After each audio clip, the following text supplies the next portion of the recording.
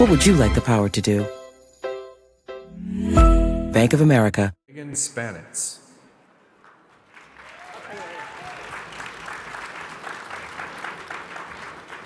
Good afternoon. I'm thrilled to moderate a discussion about something that's really important to me. Philanthropy is an important component to both the state and region's economic prosperity. There are 2,100 foundations in the state of Michigan, granting an estimated $2.4 billion annually. Their investments in education, economic development, communities, and social services are critical. So let's get started with the quick kind of education on how does philanthropy work. Kate, why don't you go first? Good afternoon, everyone. Can you hear okay in the back? All right. It's really great to be here with everybody. So thank you to the Chamber for having this conversation and for inviting me. I've been in the field for 25 years, so I'd like to just answer the question by reflecting on sort of my big view about what philanthropy really is for. The first thing I'll say is for speaking the truth. We can do it. We don't have to sell products. We don't have to win re-election. It's really important for us to speak truth. The second thing is to really interrogate the underlying reasons and causes of the issues that we care about. The third thing I would offer is that we need to move slowly. We get to move slowly. We get to work deeply in relationship with people, and that's a luxury, but it's also essential to doing our work well. The other thing I would say is obviously we're endowments, most of us, not all of us, but we're really about putting money out into the community. So if we want to help bring about change, we have to fund like we really mean it. Number 5, I would say we should both hold others to account and inspire through our own actions. And last but not least, we should care about the people who envision the better future for all of us and to make sure that they can do their work as unimpeded as possible. Because really at the end of the day, we're about helping to address the failures of the economy and what the market doesn't do. The market's a wonderful thing and gives us the democracy we have. But we're here because the market isn't perfect. And those are my thoughts about how we need to act and what we need to do to really do our job in the best possible way. Sarida, do you have other thoughts to share? Well, I do. As we were talking, I came to philanthropy. I'm a newbie in philanthropy on the stage. And I came to philanthropy from a career in community development. And so really I always say, to Kate's point, the ability and the opportunity and the privilege to be able to support organizations doing great things in a city I love is an amazing thing. But philanthropy, and particularly in this moment, I think we can really serve as a connector, a bridge. We really listen to the voices of community. We want to know what community wants, and we can connect that with others. Laura? Yeah, I first of all, thank you for having all of us. This is a wonderful conversation, privilege to be a part of. I have an interesting perspective, I think, because I live at this intersection of business and philanthropy. I lead both the Gilbert Family Foundation and the Rocket Community Fund. And so I think of my job a lot as translating, so kind of building off of what Sarida mentioned, right? There's a number of different spaces that we all have to kind of weave together and learn how to engage different people at different moments and convene stakeholders in such a way that we're not just writing a check, but we're actually addressing underlying root causes of some of the concerns that we see on a day-to-day basis. There's a saying in our world, if you know one foundation, you know one foundation. So I think the question was, how does philanthropy work? And the answer is, it depends on who you're talking to. You get to hear from the three of us, but other people would give you different answers. And I think we are doing our best because we see, I hope I can speak for the two of you, but I think we as a philanthropic sector see our responsibility to also start to speak more with one voice. And so we do try to coordinate and engage with one another and build things together as much as possible because we know we're stronger together. So that's what I would add. Okay. Knowing that our audience, there's a lot of businesses because we're the Chamber of Commerce, what do you think business could learn from philanthropy? I think one of the most important things that often gets lost in the sauce, again, I'm sort of playing this translation role, is the long view of the future. I think this is a real benefit to philanthropy and something that Kate spoke about. We don't have to be reelected. We don't have to meet a certain production timeline. But a lot of times, the challenges that we're facing or the challenges that we're navigating through with community, they are not things that can be solved on a spreadsheet. They're not things that can be solved within a quarter by quarter projection. And so we really have to think differently about the way we resource nonprofits and community work and the way that we set goals. And again, businesses love a good goal. We love a good metric.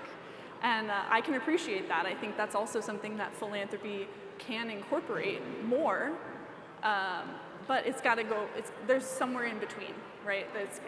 We have to measure what matters, and we have to give ourselves time and space to be able to really see something through. Something like educational outcomes or housing stability, it doesn't get solved in a month or a year. I often say, we overestimate what we can do in a year and we underestimate what we can do in 10. So let's think about 10-year time horizons instead of our short quarterly projections. Kate, any thoughts?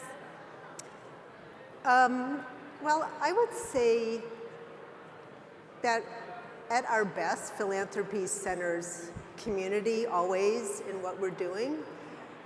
And I feel that we have a lot of challenges in this country right now that philosophically reflect an economy that doesn't work for enough people. I'm giving you my personal view. And I think there are a lot of reasons for why that is true. But I think part of it is that our business culture has felt under pressure to respond more and more and more to owners and shareholders. And if you look at earlier times in the 20th century, when community was healthier, I think, and not all people experienced that equally. But there wasn't the wealth disparity we have now. People had secure jobs with pensions. So everybody has a different role. Everybody goes to work and thinks about different things and is under different kinds of expectations and pressure to perform.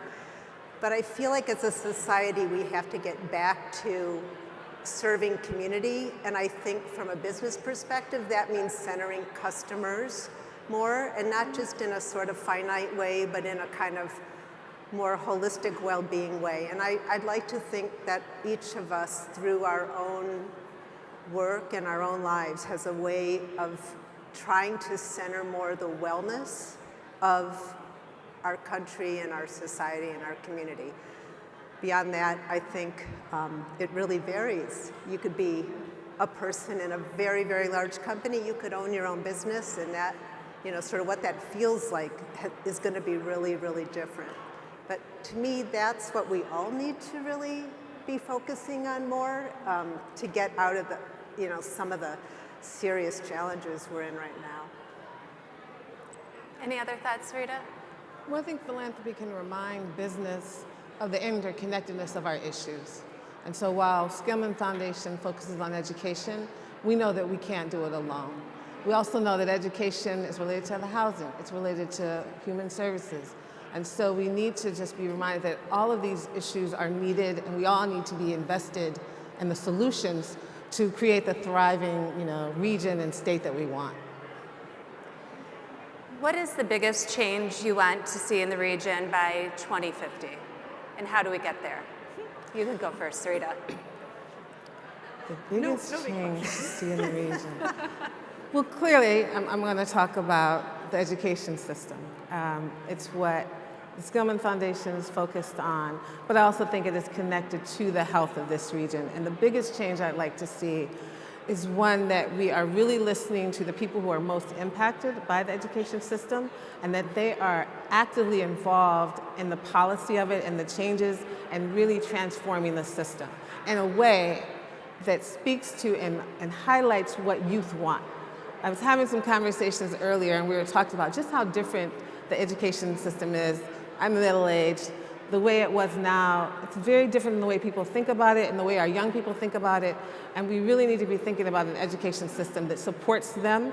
And when they feel supported and engaged and excited, that is going to benefit all of us. It's going to benefit the region. Kate?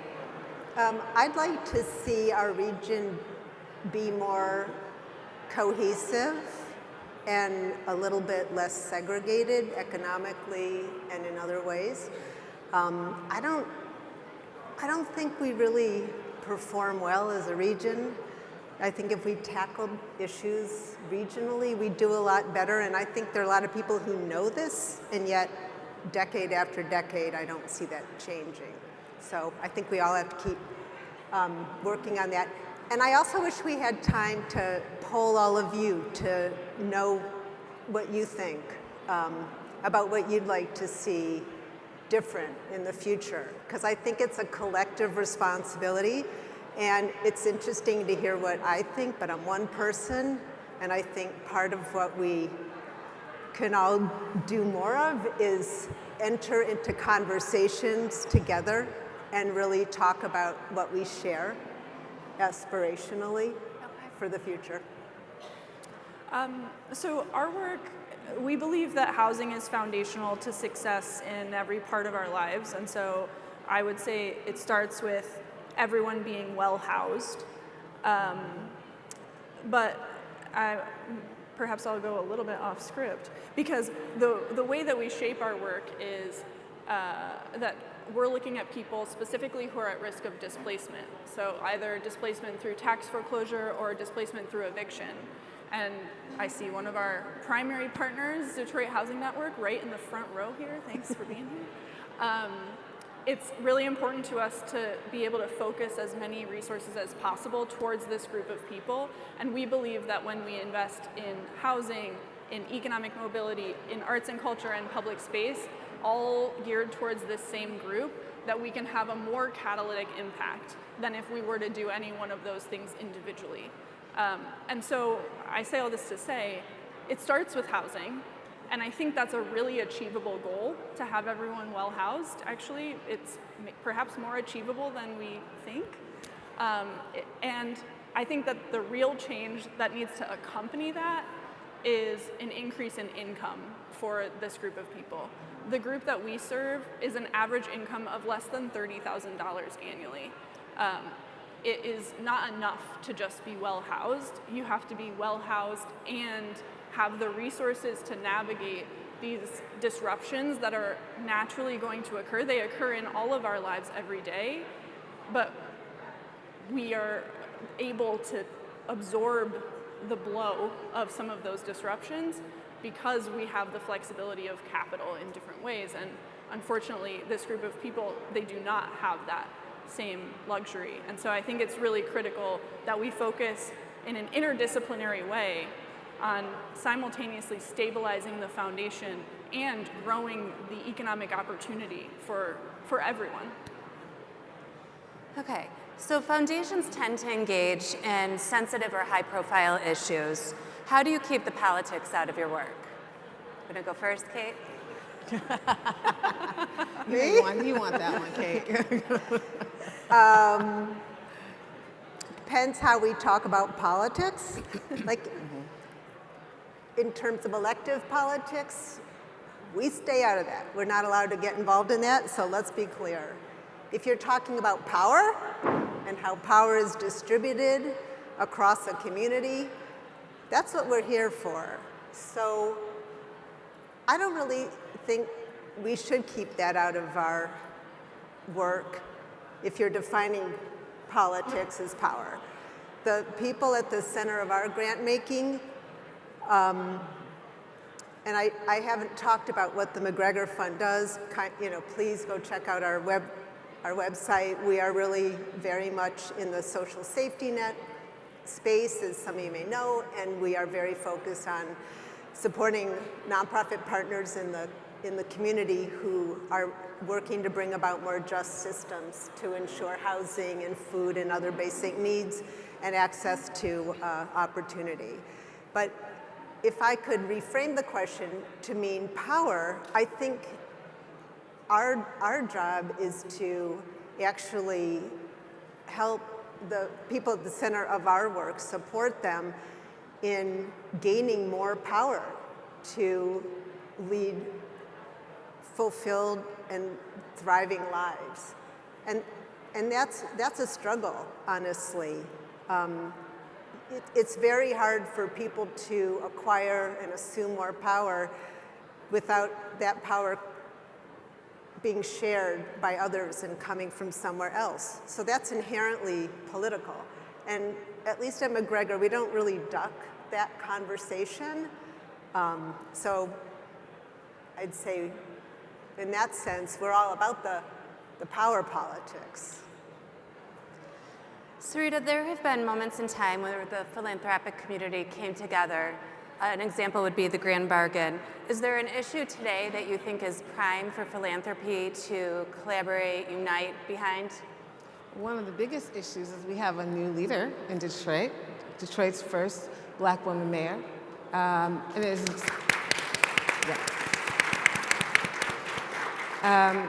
Her success will be the success for the city, for the success for the state. And this is an important opportunity for philanthropy to come together and figure out how we can support her. And I've been excited to see that that's been happening across our sector.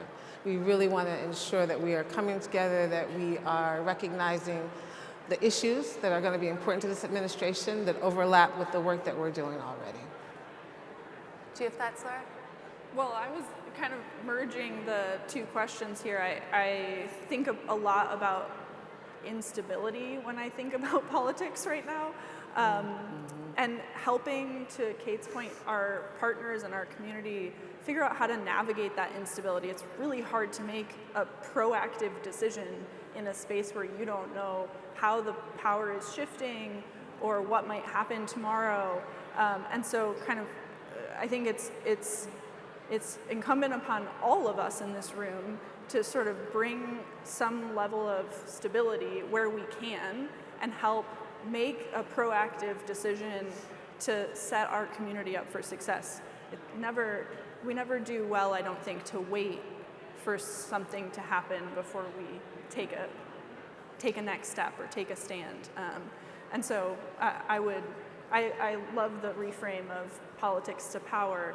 I think politics is inherently a part of everything that we all are doing every day, whether we say it's part of it or not. And today in particular, it's critical that we're navigating this time of uncertainty together, and to the extent that we can collaborate with others in this room, I think that's equally important, because the more, again, we can speak with one voice, we can take a regional approach, the more we're going to set each other up for longer term success. And go ahead. I was going to say, I totally agree. So we are place-based. We work in the city of Detroit. We feel like we are part of the community. And so what's happening in the community, as you mentioned, what's happening nationally, it impacts us as well. And so while we don't, to Kate's point, we don't engage in politics, we are a part and we share and feel everything that's also happening. Yes. Yeah. And, I don't know how much this has come up throughout the day-to-day, but whenever I'm in a gathering of people, beyond people who see me every day and I see every day, I always feel a need to stop and acknowledge this moment we're in, and everybody has their own take on it. But because of the privilege in the position that I have, I'm able to say out loud what I think is happening. And there are a lot of people who don't feel in their role that they can speak out and say what's happening. But our nonprofit community feels, to some great degree, seriously under existential threat. Seriously under existential threat. The people they are there to support have been attacked by the federal administration in our city, not as much as in some other cities. Their funding has been attacked. Their freedom to do the work in the way that they know is best has come under attack if it's regulated by federal departments right now. So we're in a really, really extraordinary environment, and some of us have the luxury of not having to feel that every day, and other people cannot escape it. You know, some of the people served by our grant partners don't feel safe leaving their house right now. Others don't feel they can do their job right now. So I don't really think of that as politics. I think of that as sort of more existential than politics. So I didn't really answer the question in that way, but I guess this is the moment when I'm going to raise that we're in a really dangerous time, I believe.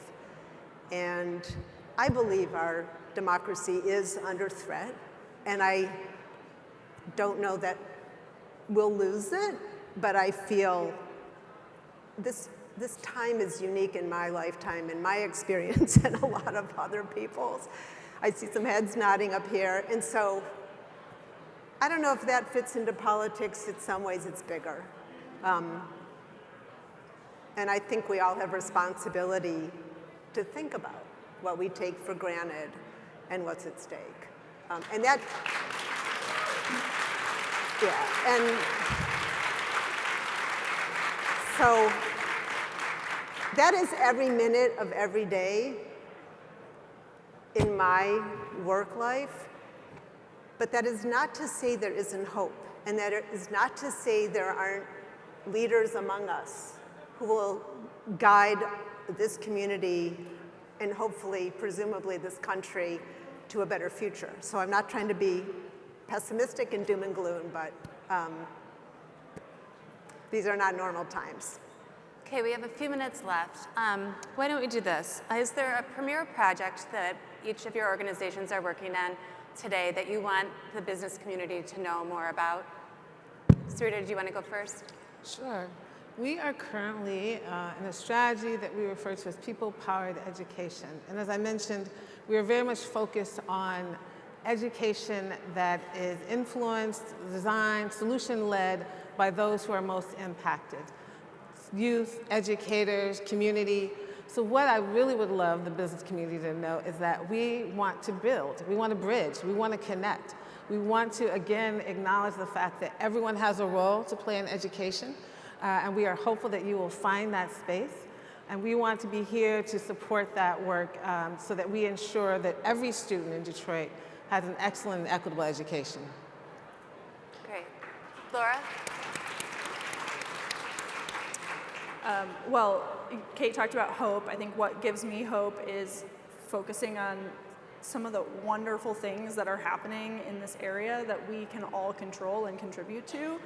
And one of those things that I'm most excited about, and I see my partner and colleague, Darnell Adams, in the audience right here, is thinking about a conversation focused on the future of housing.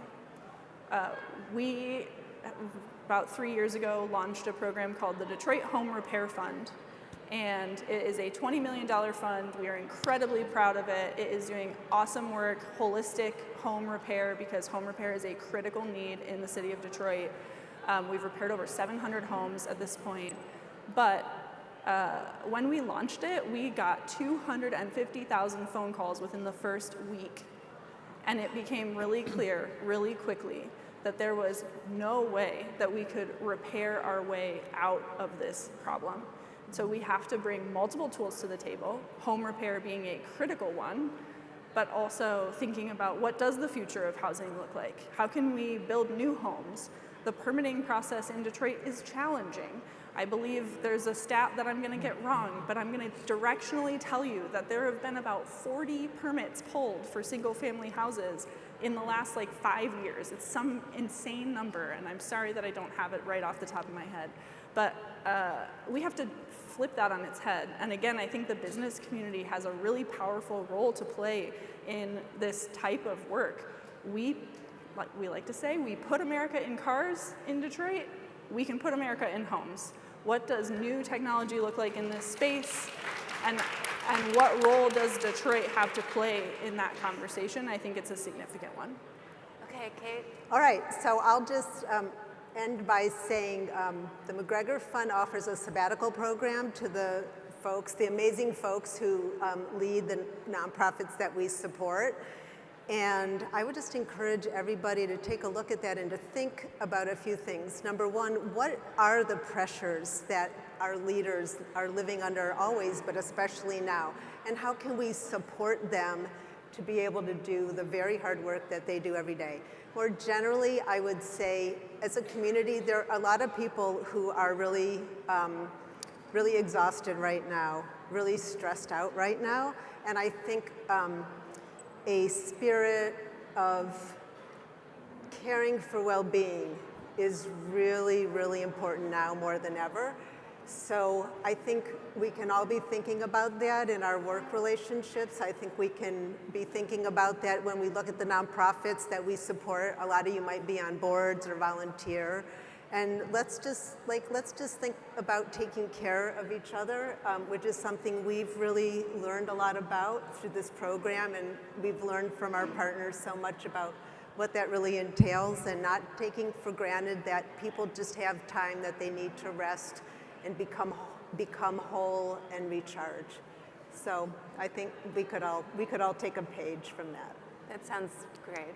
Thank you for your leadership, for the impact your organizations make in the region, and for joining me today.